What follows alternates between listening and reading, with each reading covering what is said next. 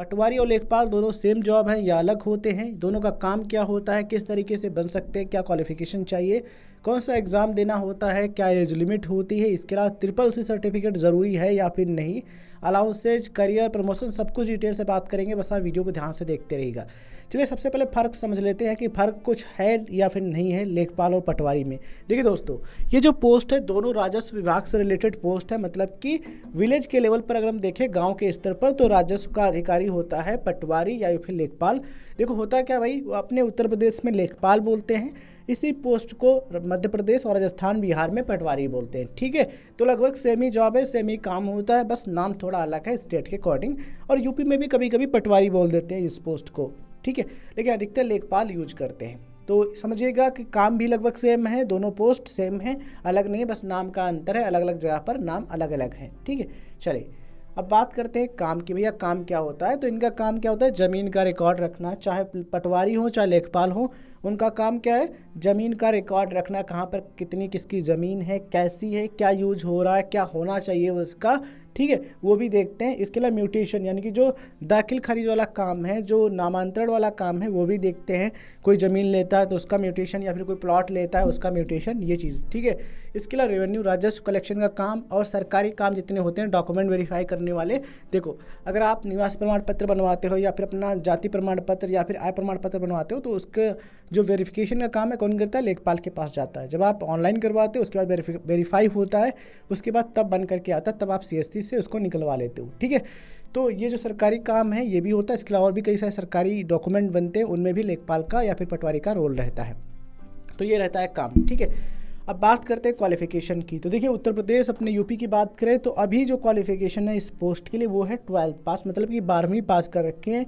Intermediate या फिर कहे कि भैया कक्षा 12 पास कर लिया आपने, देन आप अप्लाई कर सकते हो। साथ में आपको पेट क्वालिफाई करना होगा। पेट यानी कि प्रीलिमिनरी एलिजिबिलिटी टेस्ट, जो कि यूपी SSSC कंडक्ट कराती है। उस एग्ज़ाम को क्वालिफाई करने के बाद आप अप्लाई कर सकते हो लेखपाल की भर्ती में। ठीक है, अब सवाल आपका ये होगा कि भैया SSS होना ज़रूरी है या फिर नहीं। देखिए अभी तक नहीं है, लेकिन फ्यूचर में मतलब नई वैकेंसी आए उसमें हो भी सकता है। इसलिए अच्छा तो ये रहेगा कि आप अगर सिक्योर रहना चाहते हो तो साथ में SSS कर लो। ठीक है, अगर भर्ती में नोटिफिकेशन में लिखा होगा कि SSS चाहिए तो अच्छी बात है, लगा देना। नहीं है तो उसको अपने पास रखे रहो। कोई दूसरी भर्ती उसमें भी आप लगा सकते हो। कई सारी वैकेंसी होती है सरकारी जिसमें SSS मांगा जाता है। ठीक है, तो अगर आप सिक्योर रहना चाहते हो देन SSS सर्टिफिकेट कर लो, मतलब सर्टिफिकेट बनवा लो, अच्छा रहेगा। ठीक है, अगर हम बात करें दोस्तों कि अगर आप मध्य प्रदेश या फिर राजस्थान में पटवारी बनना चाहते हो, लेखपाल बनना चाहते हो, देन क्वालिफिकेशन क्या चाहिए? देन ग्रेजुएशन होना ज़रूरी है। मतलब कि बैचलर डिग्री आपने किसी भी सब्जेक्ट में BA BSc BCom BTech कोई भी डिग्री आपने की हो, आप अप्लाई कर सकते हो। ठीक है, साथ में कंप्यूटर नॉलेज, मतलब कंप्यूटर का सर्टिफिकेट होना चाहिए मध्य प्रदेश या फिर राजस्थान में। तो कुल मिलाकर के देखो ये जो कंप्यूटर सर्टिफिकेट है ना, ये हर जगह कंपलसरी हो रहा, तो यूपी में भी हो सकता है। इसलिए सही अच्छा रहेगा कि आप SSS कर लो। तो मध्य प्रदेश या फिर राजस्थान में बनना है देन ग्रेजुएशन होना ज़रूरी है कम से कम। और यूपी में अगर आप लेखपाल बनना चाहते हो तो 12th पास हो, पेट क्वालिफाई कर चुके हो, आप बन सकते हो। ठीक है, तो ये सिस्टम है। चलिए अब बात करते हैं अदर चीज़ों के बारे में। तो आपको ये भी पता होना चाहिए कि ये जो लेखपाल होता है विलेज लेवल का ऑफिसर होता है, वो राजस्व का काम देखता है। मतलब कि जितना भी रेवेन्यू डिपार्टमेंट का काम है वो सब देखता है। एज लिमिट की बात करें दोस्तों तो 18 से 40 वर्ष होती है। OBC कैटेगरी को 3 साल की छूट, SC ST कैंडिडेट्स को 5 साल की छूट मिलती है अपर एज लिमिट में, मतलब कि ऊपरी आयु सीमा में। और ध्यान रखिएगा स्टेट वाइज चेंज होता है, मतलब कि अलग अलग स्टेट्स में एज का जो क्राइटेरिया है वो अलग अलग हो सकता है। तो आप जिस भी भर्ती में जिस स्टेट की अप्लाई करें, सबसे पहले विज्ञापन पढ़िए कि उसमें क्या एज लिमिट उस समय दे रखी है। बात करें सिलेक्शन प्रोसेस की तो उत्तर प्रदेश में पेट क्वालिफाई करना होता है। पेट मतलब कि प्रीलिमिनरी एलिजिबिलिटी टेस्ट, ये एक टेस्ट होता है। इसको क्वालिफाई करने के बाद आप रिटन एग्ज़ाम दोगे, उसको देने के बाद आप डॉक्यूमेंट वेरिफिकेशन करवा सकते हो। उसके बाद फाइनली आपका सिलेक्शन हो जाएगा। तो ये सिलेक्शन का प्रोसेस है। कोई भी फिजिकल टेस्ट जैसे कि दरोगा भर्ती में होता है वैसा कोई भी टेस्ट नहीं होता। मतलब कि आपका जो बोलते हैं ना, मतलब कि हाइट चेस्ट नापने वाला, रनिंग वाला, ये कोई टेस्ट नहीं होता है। ठीक है, तो आपको रिटन देना, document verification, medical, then select हो सकते हो। अब बात करते हैं एग्ज़ाम सब्जेक्ट की दोस्तों। तो देखिए इसमें आपको मैथमेटिक्स और हिंदी से क्वेश्चन देखने को मिलते हैं। उसके बाद आपको रीजनिंग, जीके, करंट अफेयर्स इनसे क्वेश्चंस देखने को मिलते हैं, कंप्यूटर से भी क्वेश्चन देखने को मिलते हैं। तो ये पैटर्न है। यहाँ पर ध्यान रखिएगा कि आप किस स्टेट की भर्ती में अप्लाई कर रहे हो, उस स्टेट का आप सिलेबस अच्छे तरीके से देखो, एग्जाम पैटर्न देखो, तब पढ़ाई स्टार्ट करो, ठीक है। ये रेफरेंस के लिए मैं आपको बता रहा हूँ जानकारी के लिए, लेकिन जिस स्टेट में बनना चाहते हो उसका पर्टिकुलर आप देख लेना। तो ये एग्ज़ाम सब्जेक्ट है। सैलरी की बात कर लेते हैं दोस्तों। तो पे लेवल 3 के अनुसार जो सैलरी, बेसिक सैलरी 21,700 रुपये, इन हैंड सैलरी 25 से 35,000 रुपये होती है। इससे थोड़ा कम ज़्यादा हो सकती है अलग अलग स्टेट में।